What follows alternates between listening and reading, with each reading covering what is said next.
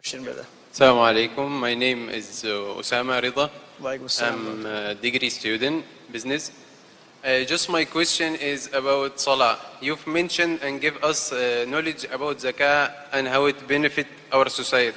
So what about Salah? Why we should gather in the mosque? What is the benefit of it for the community and the society? Thank you. Brother asked the question that in my lecture I gave the example of Zakat. What about Salah? What is the benefit of Salah? Why should you go to the mosque and have a congregation and gathering? Brother, I've given a full lecture on Salah, the programming towards righteousness. It's for about 1.5. I don't intend doing that. You cannot cover all the points in one lecture. Salah is the second pillar of Islam. After Tawheed, believing in Allah, that there's no one except Allah subhanahu wa ta'ala worthy of worship, and Muhammad sallallahu alaihi wasallam, messenger.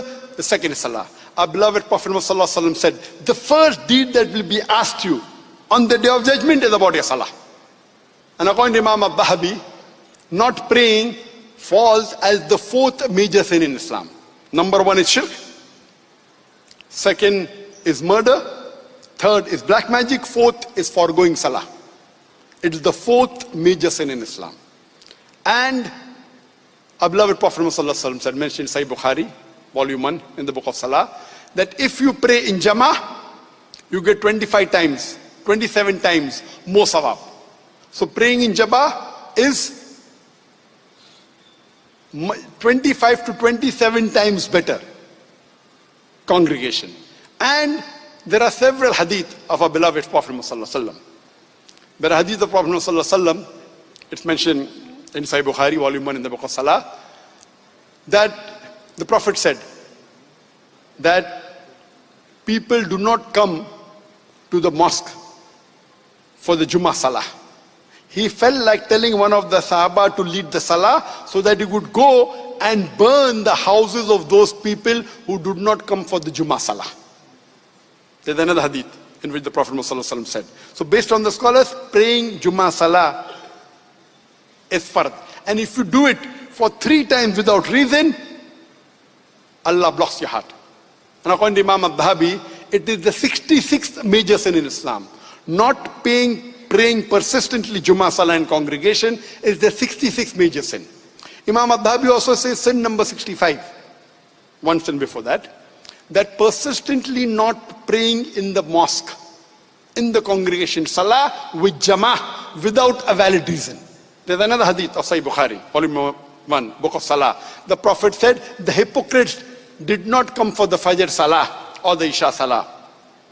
And if they knew the reward, they would come crawling. I felt like telling one of the Sahabas to lead the Salah so that I can go out and burn the homes of the men with them in it who did not come for the congregation Salah. So praying in Jama'ah, the 5 times Salah, according to very few scholars it is Mustahab Sunnah. Majority scholars says it is Fard. Imam al-Dhahabi says in his book, in Kabair, it is the 65th major sin that if you do not pray 5 times Salah in the congregation in the mosque. So most of the scholars agree that you have to pray unless you have a valid reason, that if maybe you're traveling or if you're sick. Or normally at the time of the Sahabas, if a person did not come to the mosque to pray, he was either sick or he was a munafiq. That's what the Sahabas did. So praying compulsory in the Salah in congregation is a must. What are the various benefits? I can give a talk for 1 hour only on scientific benefits. Time doesn't permit me, but you can see my video cassette. You come closer to the Muslim Ummah, you get guidance from the Imam, your khushu increases. The best time, the best peace of mind is the time of Salah. And the best part of Salah is the sujood. Allah mentioned sajda and sujood in the Quran 92 times. But if you know what khushu is, you will understand it. You can only enjoy the fruit if you have a taste of it. So if you know what benefit of Salah, one minor benefit I'll tell you.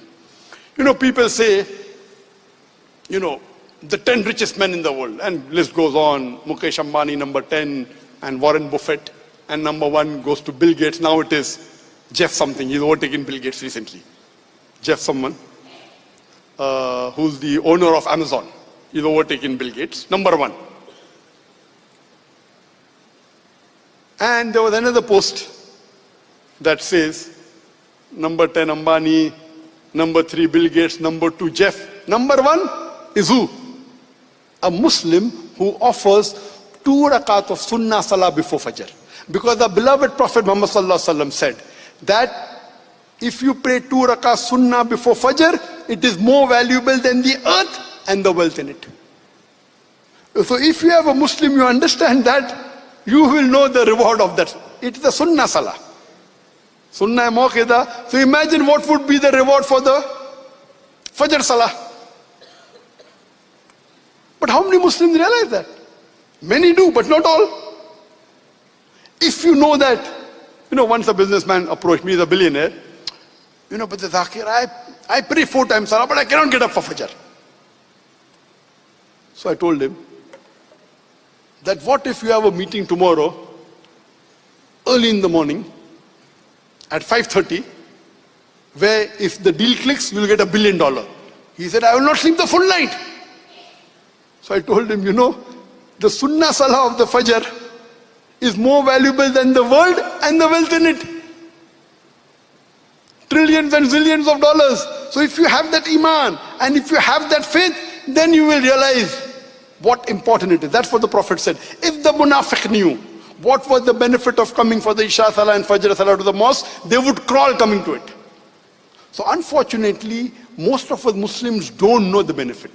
But Alhamdulillah, I'm happy in Malaysia as compared to India. The percentage of Muslims praying in India is very small in the mosque. I would say less than 5%. But here, Alhamdulillah, I'm happy that the percentage of Muslims praying in the mosque is multiple times more than India and Pakistan.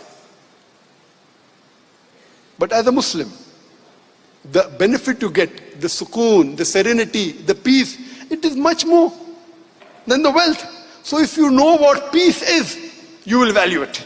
If you don't know, you won't value it. So if a Muslim reads the Quran and the Hadith and understands what benefit it is, then you will care less for the material things. And you will come closer to the deen and you'll find the benefit. For more details, refer to my talk, Salah, the Programming Towards Righteousness. Hope that answers the question.